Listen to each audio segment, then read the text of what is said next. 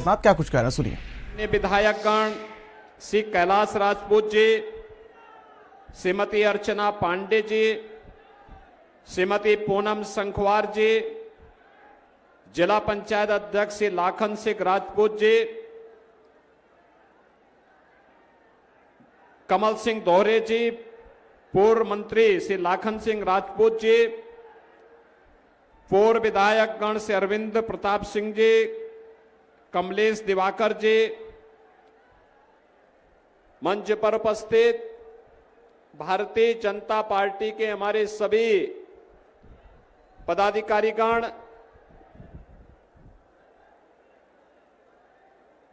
Kannauj Lok Sabha seat और बिदुना विधानसभा क्षेत्र से जुड़े हुए सभी उपस्थित बहनों और भाइयों, आज मुझे एक बार फिर से दिबियापुर में आकर के कन्नौज लोकसभा क्षेत्र से जुड़े हुए आप सभी मतदाताओं के साथ संवाद बनाने का अवसर प्राप्त हो रहा है। बहनों और भाइयों, लोकसभा चुनाव 2024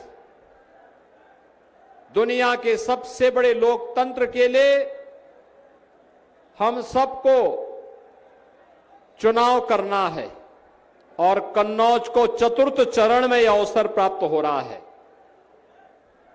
बहनों और भाइयों, मैं आप सबका आभारी हूं कि 2019 में एक महागठबंधन को तोड़ करके आपने एक जुझारू नेता को अपना सांसद बनाकर के देश की संसद में भेजा।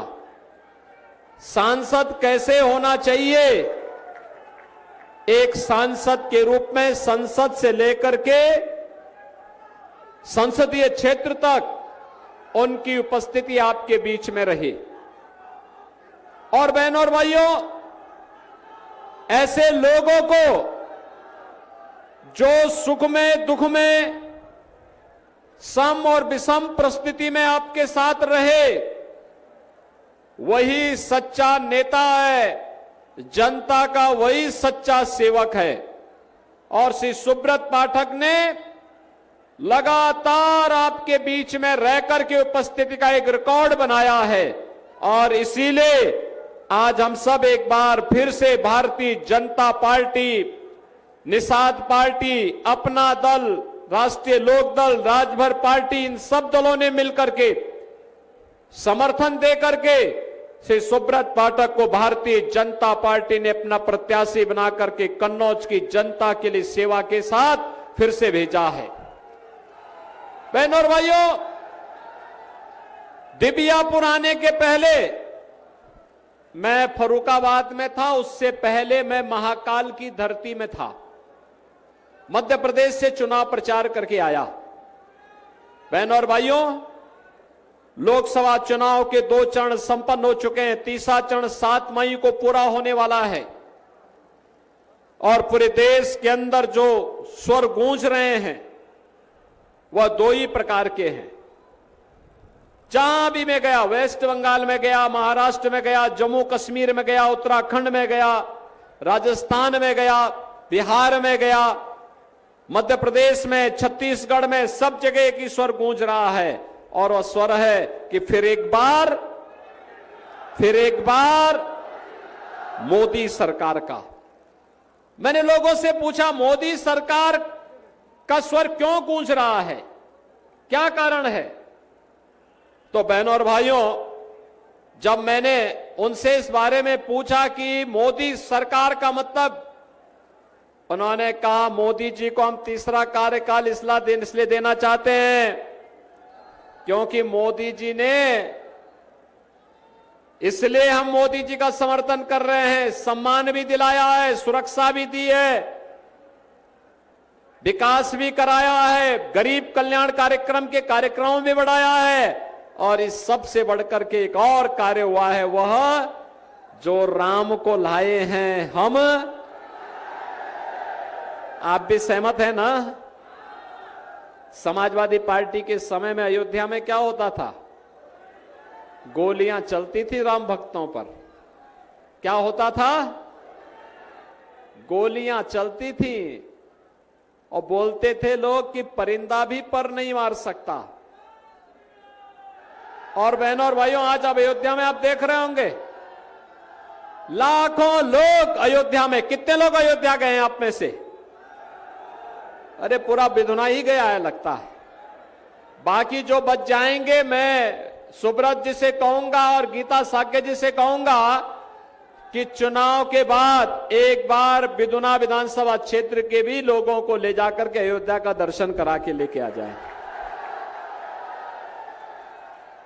आज आपको लगेगा अयोध्या एक बार त्रेता युग का प्रभु राम के समय का राम राज्य फिर से अयोध्या में आ गया है। बहनों और भाइयों, जो ये आज अयोध्या नई अयोध्या दिखाई दे रही है, क्या कांग्रेस, सपा या बसपा इस प्रकार का कार्य कर पाती क्या? कांग्रेस के लोग तो क्या कहते थे राम वो यही नहीं। समाजवादी पार्टी के लोग कहते थे परिंदा भी पर नहीं मार सकता। और आज तो अयोध्या एक नई अयोध्या के रूप में 500 वर्षों के बाद मर्यादा पुरुषोत्तम प्रभु श्री राम ने अयोध्या में होली भी खेली और होली के साथ साथ अपना पावन जन्मदिन रामनवमी का भी भव्य आयोजन अयोध्या में हुआ। आपने रामनवमी के दिन देखा होगा कैसे भगवान राम का सूर्य तिलक हो रहा था। क्या दिव्यता थी, क्या भव्यता थी, पूरी दुनिया विभूत थी। क्या भारतीय जनता पार्टी के अलावा कोई और एक काम कर पाता क्या?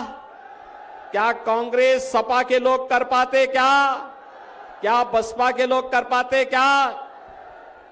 और बहनों और भाइयों, जो काम पिछले 10 वर्ष में मोदी जी ने करके दिखाया, देश के अंदर, दुनिया के अंदर देश का सम्मान बढ़ा,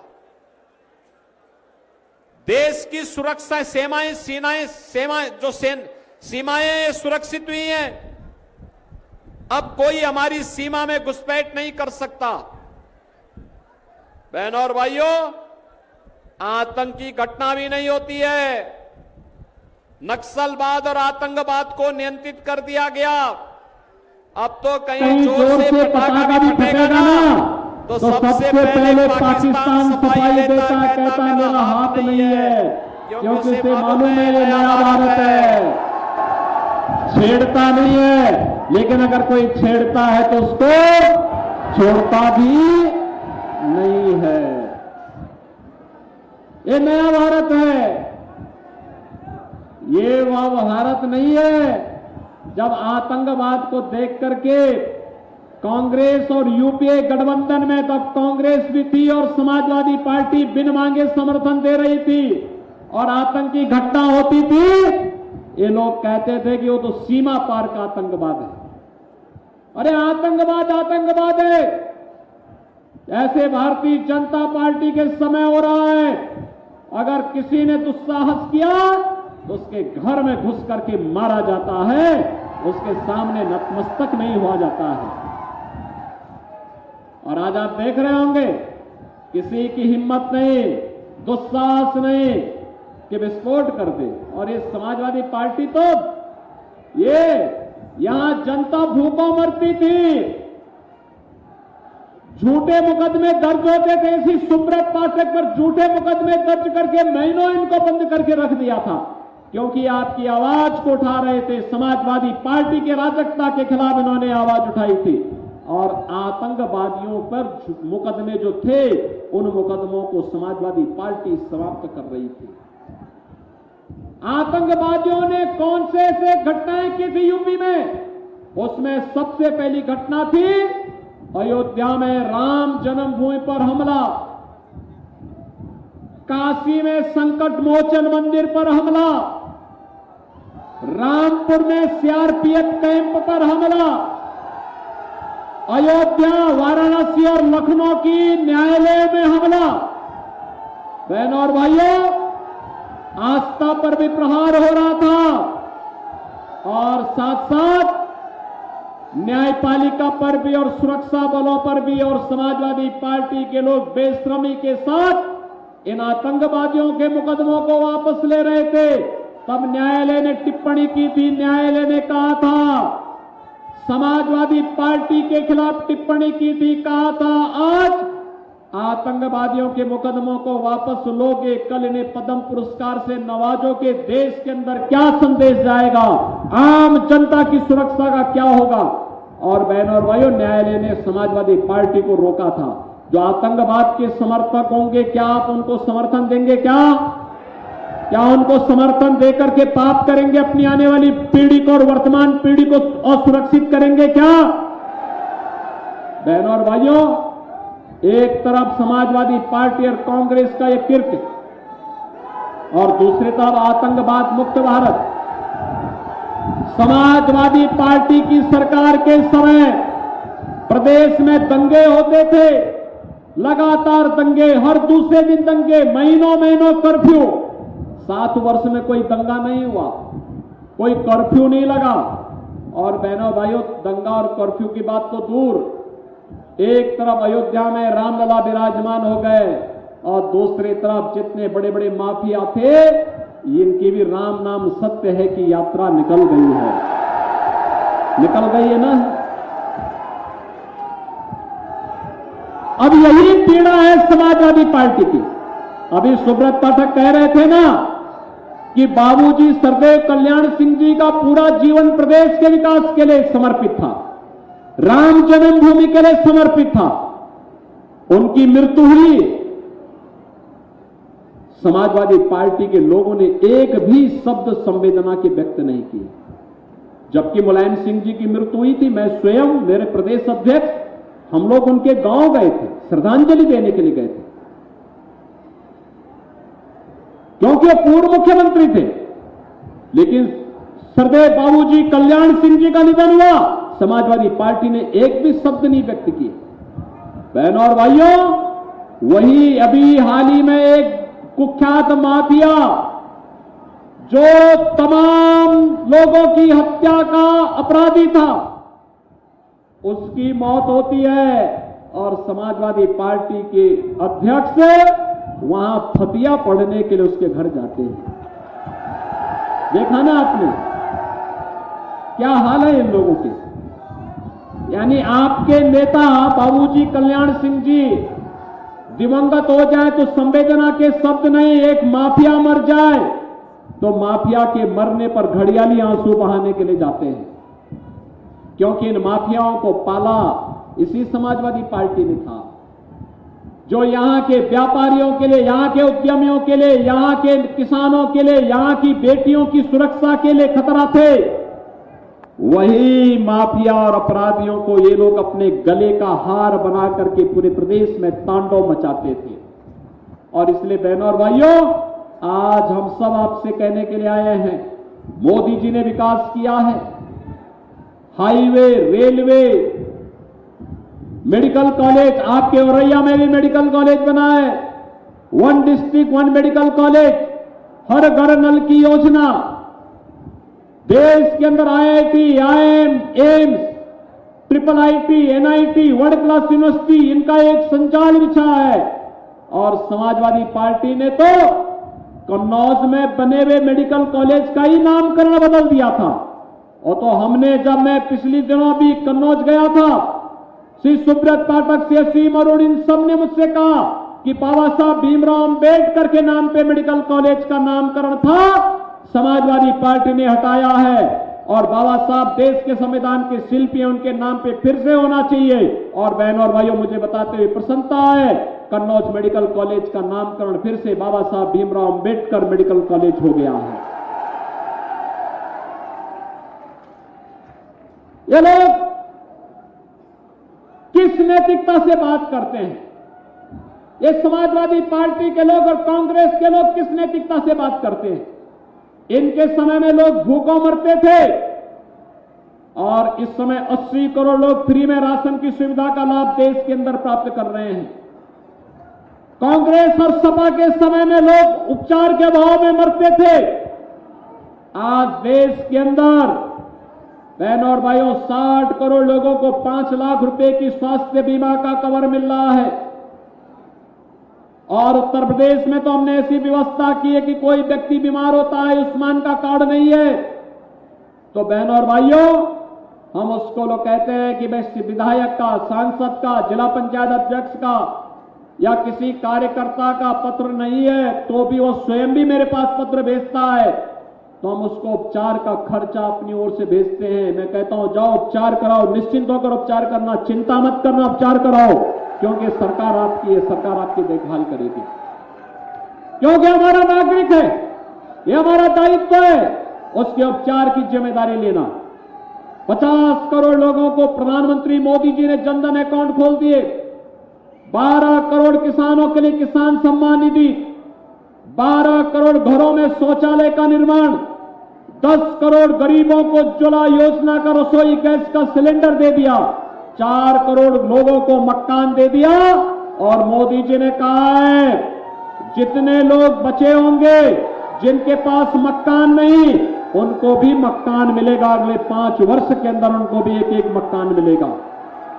बहनों और भाइयों, एक तरफ सुरक्षा, सम्मान, गरीब कल्याण करने वाली योजना सरकार है, और दूसरी तरफ अनुसूचित जाति, जनजाति और पिछड़ी जाति के अधिकारों पर सेंध लगाने वाली कांग्रेस और समाजवादी पार्टी है। आप सोचो बिजुनावासियों, आप सोचो, कांग्रेस इंडी गठबंधन का मुख्य घटक है। उसने अपनी घोषणा पत्र में क्या कहा है? उसने कहा है कि हम लोग अल्पसंख्यकों की रुचि के अनुसार खान पान की स्वतंत्रता देंगे। मैं पूछना चाहता हूं, अल्पसंख्यक और बहुसंख्यक में कौन सा ऐसा खाना है जो बहुसंख्यक पसंद नहीं करता है और अल्पसंख्यक पसंद करता है? वह तो केवल गोमांस है। क्या कांग्रेस और सपा के लोग देश के अंदर गौ हत्या करने की अनुमति देंगे?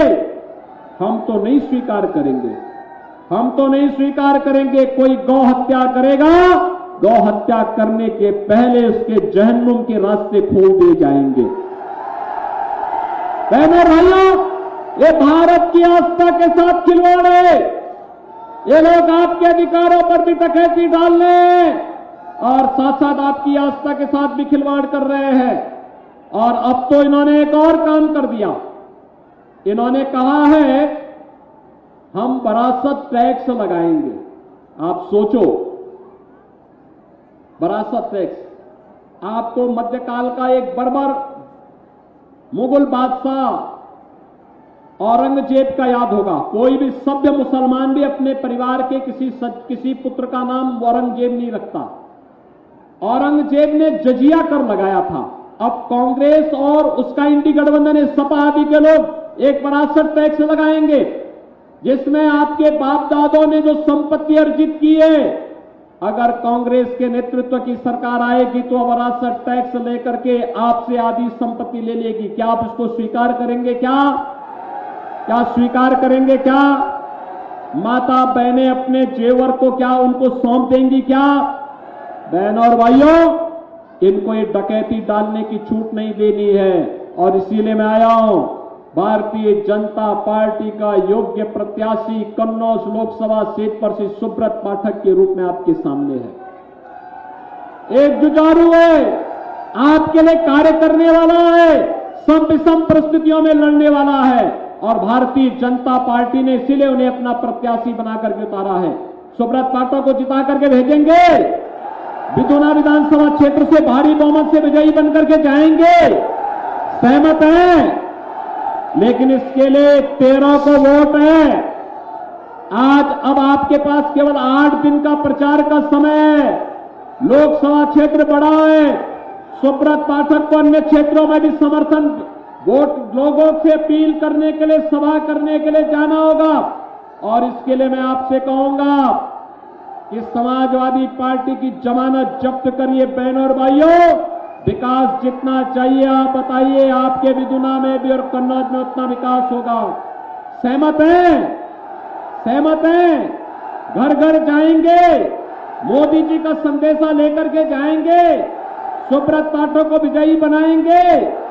कमल चुनाव चिन्ह पर भारी बहुमत से विजयी बनाएंगे तो मेरे साथ बोलेंगे भारत माता की, भारत माता की, भारत माता की।